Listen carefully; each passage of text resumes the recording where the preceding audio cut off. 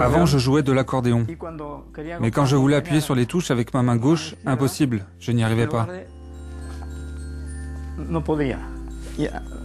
À la place, j'attrapais l'instrument avec la main, comme ça. Et je n'arrivais pas à en jouer.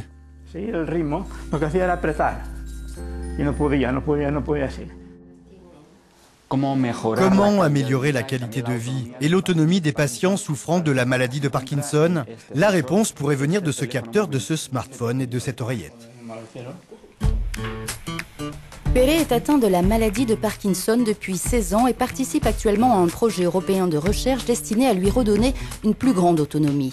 Un capteur enregistre en continu la cadence de ses mouvements, permettant ainsi de détecter toute anomalie. Et si nécessaire, son oreillette lui envoie alors un stimulus acoustique pour l'aider à retrouver coordination et équilibre.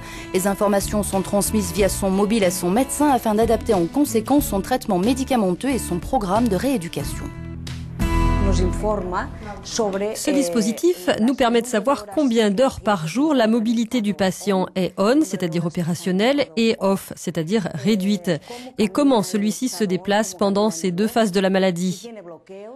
On sait également si le patient souffre ou non de blocage et combien de temps il dure. On peut aussi déterminer à quel rythme le patient marche.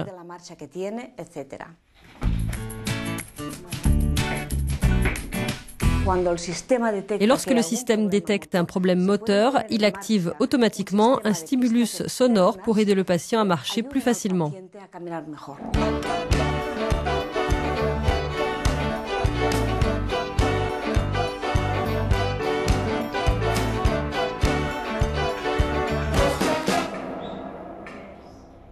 Où et comment a-t-on développé ce dispositif?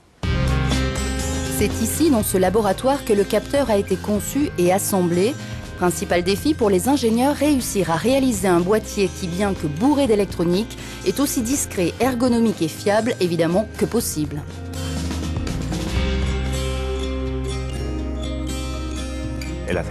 À l'intérieur du capteur, il y a un accéléromètre qui indique les accélérations du patient lors de la marche. Il y a également un magnétomètre qui fonctionne comme une boussole et qui enregistre des données sur les champs magnétiques. Et enfin, il y a un gyroscope chargé d'enregistrer la façon dont le patient se déplace le long des 3 axes dans un espace donné. Toutes ces données sont donc enregistrées et analysées à l'aide d'algorithmes mathématiques et à la fin du processus, nous sommes capables de répertorier chacun des mouvements du patient. Le dispositif actuellement à l'essai tient, semble-t-il, ses promesses. Au vu des premiers résultats, les patients qui l'ont testé auraient gagné en autonomie. Cela dit, ils n'auraient rien contre quelques petites améliorations.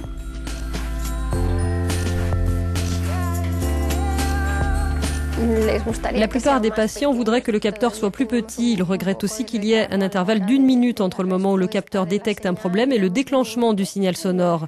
Ils préféreraient aussi entendre une musique plutôt que le son d'un métronome.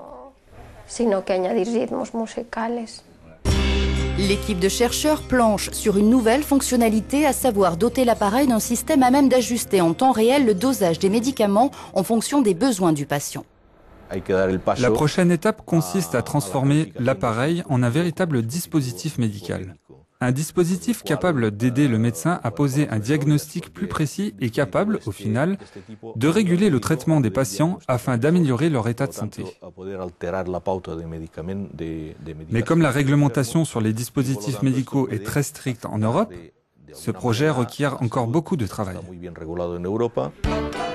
6,3 millions de personnes seraient atteintes de la maladie de Parkinson à travers le monde, dont 1,2 million en Europe.